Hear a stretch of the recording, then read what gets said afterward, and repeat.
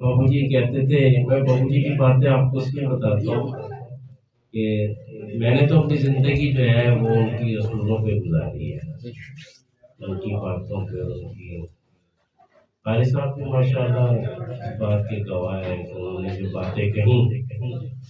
کون ہے باہر بھائی؟ چپ کراؤ، باہر کون ہے؟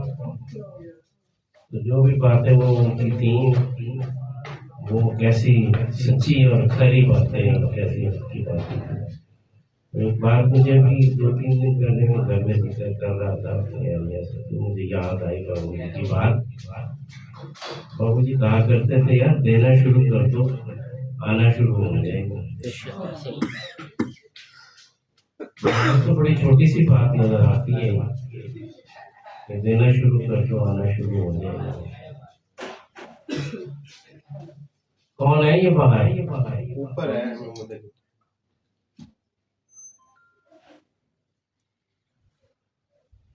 ہمیں دینے کی عادت ہی نہیں، تو آئے گا کہاں سے؟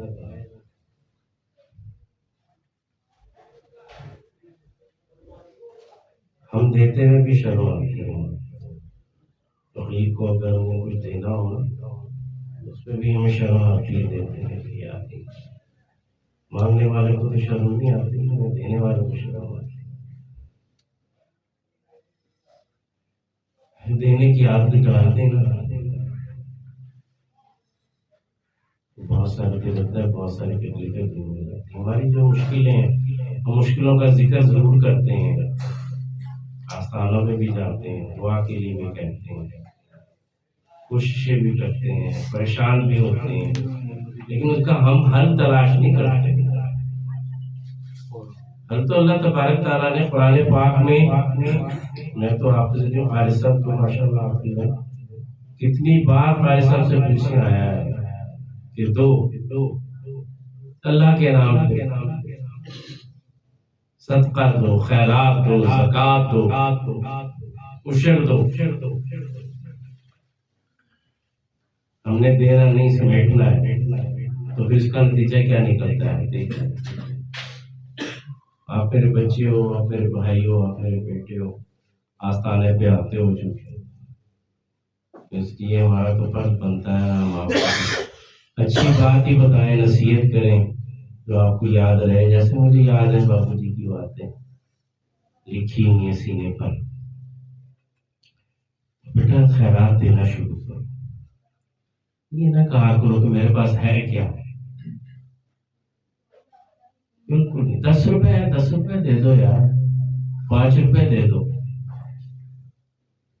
وہ کون سی یار ہے، سائل کو مت دھتکارو، قرآن پاک کی جو سورت ہے ولا تنہر، ہاں، واما السائل فلا تنہر.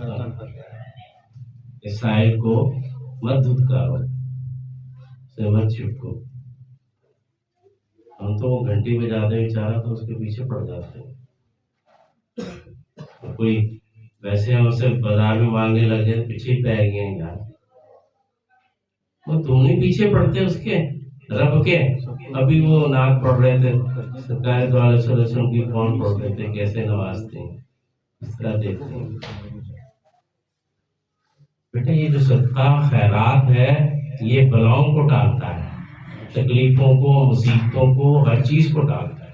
یقین کیجیے آپ دینا شروع کریں گے بہت سی مشکلوں سے بچنا شروع ہو جائے گا. 10 روپے مت منع کیا کرو کسی کو، اس جھنجٹ میں نہ پڑو. لوگ کہتے ہیں جو وہ جا کے نشہ کرے گا تو تجھے کیا تکلیف ہے نشہ کرے. حضرت ابراہیم علیہ السلام کا واقعہ سنا ہوگا نا آپ نے، کہ ان کے کھانا کھا رہے تھے آپ، تو سائل نے آواز لگائی کھانے کے لیے. غلام نے کہا باہر سائل آیا، اس کو کچھ دے دیں. انہوں نے کہا یہ خدا کو نہیں مانتا، میرے رب کو نہیں مانتا، اسے میں کیوں دوں، بتا دو اسے. واپس کر دیا اس کو، وہ چلا گیا. جب چلا گیا تو ندا آئی، اللہ تبارک تعالیٰ کی طرف سے ندا آئی ابراہیم میرے بندے کو واپس کر دیا. میں نے تو نہیں تجھے کبھی کہا, میں نے تو کبھی تخصیص نہیں رکھی ہے اپنے بندوں میں. میرا بندہ مانگنے آیا تو تیرا حوالہ تو دیکھنا کس کا بندہ ہے. زارو قطار ہونے لگے, پیچھے بھاگے, غلاموں کو لے کے ڈھونڈنے لگے اس کو. یہ کہاں آتا تھا کچھ.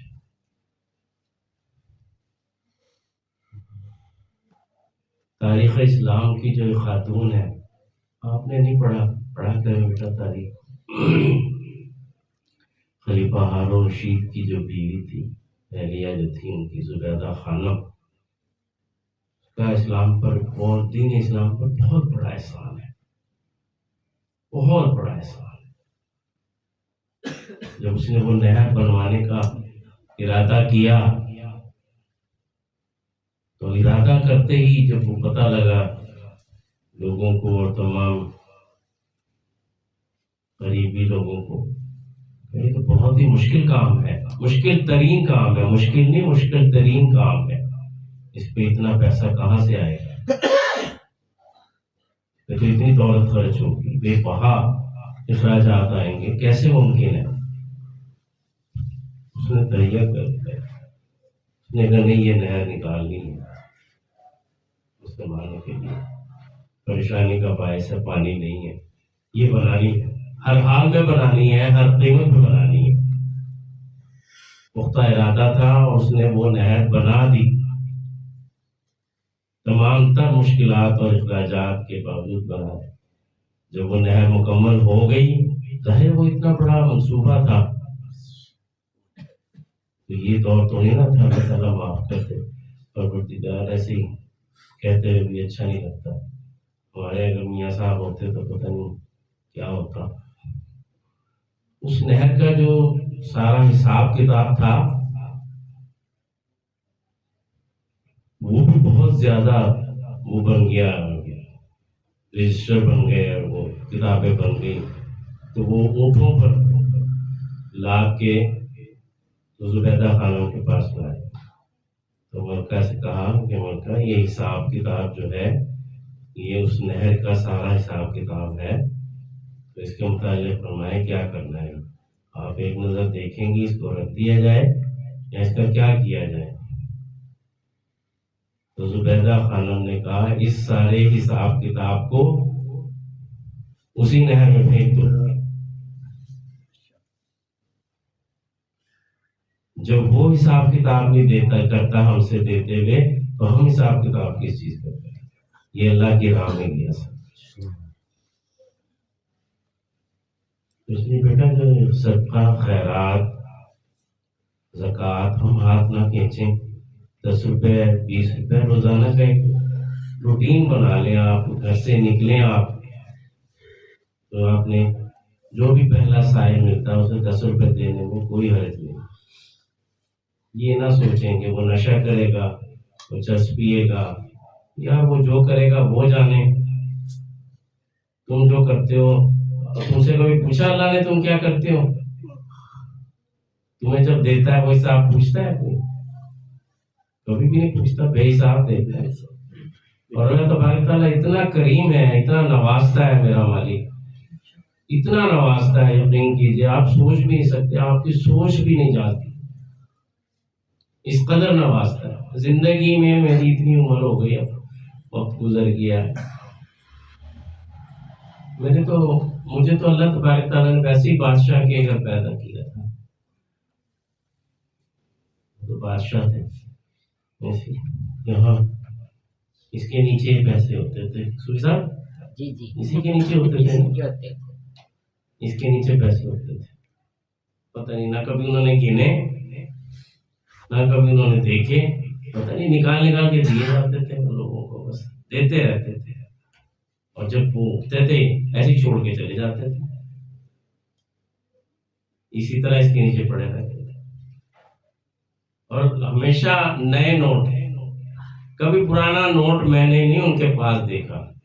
اتنی زندگی گزری ہے, مذاق نہیں ہے, بچپن سے لے کے یہ بڑھاپے تک میں نے ان کے پاس پرانا نوٹ نہیں کوئی دیکھا کہ پرانا نوٹ انہوں نے جیب سے نکالا ہو، یا کوئی 10 ہو، 5 ہو، 2 ہو، 1 ہو،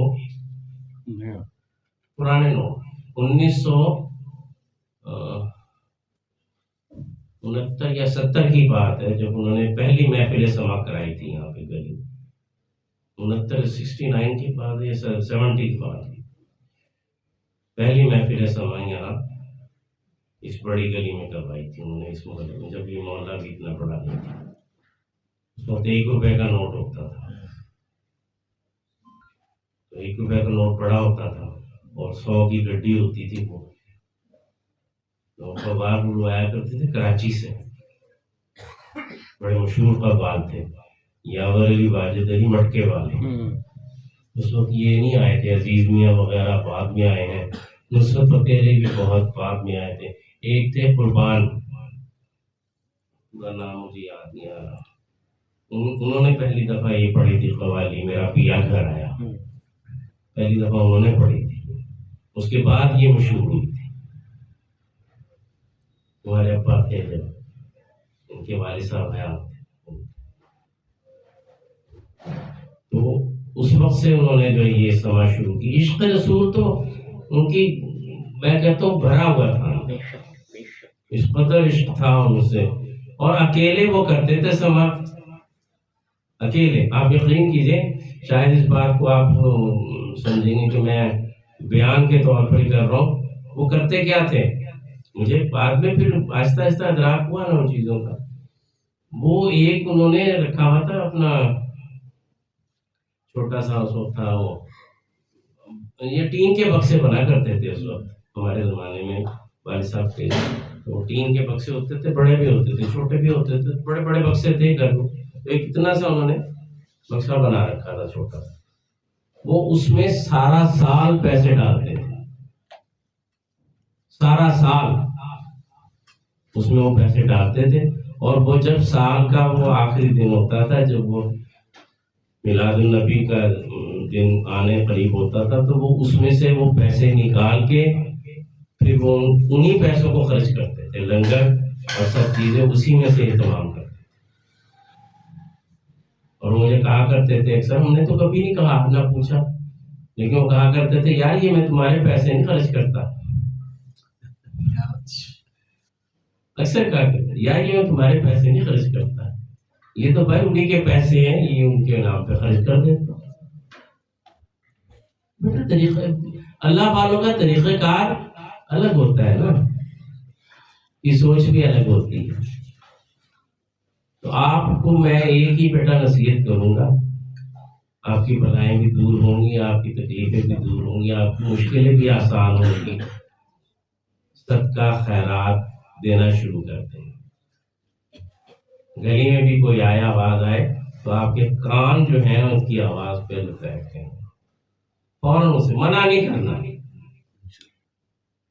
بس بابو جی کی بات یاد رکھنا، دینا شروع کر دو، آنا شروع ہو جائے گا، اللہ تبارک تعالیٰ آپ کو پھر پناہ عطا فرمائے، آپ کی زندگی میں آسانیاں پیدا فرمائے، آسودہ اور خوشحال زندگی عطا فرمائے پروردگار، مشکلیں آسان فرمائے، صحت اور تندرستی عطا فرمائے، جزاک اللہ۔